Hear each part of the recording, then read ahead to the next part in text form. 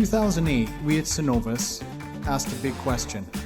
What's the cost of sequestering a ton of greenhouse gas emissions? But answering that question opened the door to thousands more. How do we power more?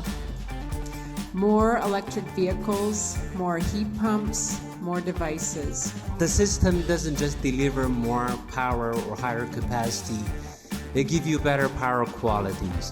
And we really believe in Lockheed Martin Canada that we can help generate new technology to really drive innovation and help small businesses in Canada grow while we also help the Canadian forces grow. And that really brought us to leading Jamie's team at Cardtech. The University of Alberta is trusted.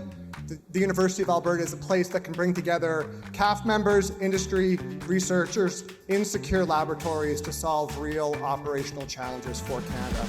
Let me tell you a story about how I joined a club in my first week on campus and how I turned that into a space company with 4 satellites in space today, and governments, large corporations, and startups alike using our product to make better informed decisions every day.